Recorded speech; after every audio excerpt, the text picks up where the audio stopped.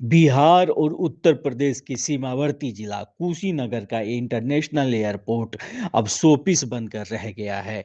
ये हम इसलिए कह रहे हैं क्योंकि इस एयरपोर्ट से ना तो घरेलू और ना ही अंतर्राष्ट्रीय उड़ान सेवाएं एक्टिव हैं।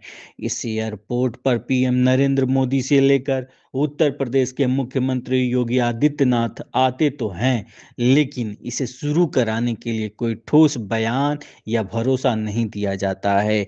एक तरह से कहा जा सकता है कि केंद्र सरकार इसको लेकर उदासीन है।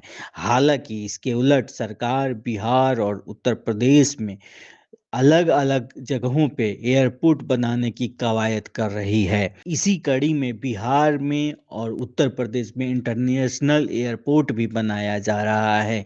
जल्द ही नोएडा का जेवर इंटरनेशनल एयरपोर्ट शुरू होने वाला है, तो बिहार में दरभंगा एयरपोर्ट को बिहार का पहला पूर्ण अंतर्राष्ट्रीय हवाई अड्डा बनाने की पहल की जा रही है।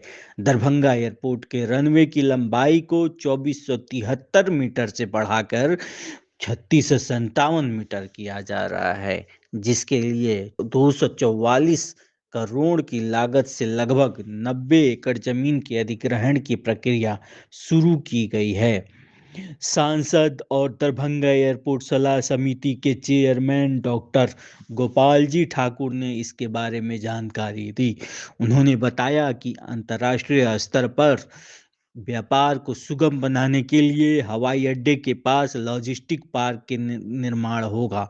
लॉजिस्टिक पार्क के बन जाने से राष्ट्रीय और अंतर्राष्ट्रीय स्तर पर व्यापार को रास्ता सुगम हो जाएगा। यह क्षेत्र के लिए रोजगार सृजन का बड़ा माध्यम बनेगा। लॉजिस्टिक पार्क के अंदर व्यापार से संबंधित माल भंडारण, वितरण आदि का व्यवस्था आसानी से हो सकेगा। श्रमिक आवास, कस्टम क्लियरेंस, मूल्य वर्धित सेवाओं के उपलब्ध होने से लागत और समय की बचत होगी। दरभंगा एयरपोर्ट पर करीब 2.5 एकड़ में 36 करोड़ की लागत से बने टर्मिनल भवन का लोकार्पण तथा कई अन्य परियोजनाओं के शिलान्यास और लगभग 90 एकड़ जमीन में 912 करोड़ रुपए की लागत से निर्माणाधीन नए टर्मिनल भवन निर्माण कार्यों की समीक्षा किए जाने का आग्रह करते हुए उन्होंने कहा कि इसे जल्द ही शुरू किया जाएगा। उन्होंने बताया कि इस एयरपोर्ट पर नाइट लैंडिंग सिस्टम के लिए भारतीय एयरपोर्ट विभाग से एनओसी मिल चुका है। इधर उत्तर प्रदेश की बात करें तो नोएडा इंटरनेशनल एयरपोर्ट के लोकार्पण का समय अब नजदीक आ गया है। सब कुछ ठीक ठाक रहा तो दिसंबर के पहले हफ्ते में इसका उद्घाटन हो जाएगा। खास बात यह है कि एयरपोर्ट के लोकार्पण के बाद हवाई यात्रा करने वाले लोगों को लंबा इंतजार नहीं करना पड़ेगा। लोकार्पण के एक सप्ताह के बाद हवाई जहाजों की उड़ान सेवाएं शुरू किए जाने की उम्मीद है।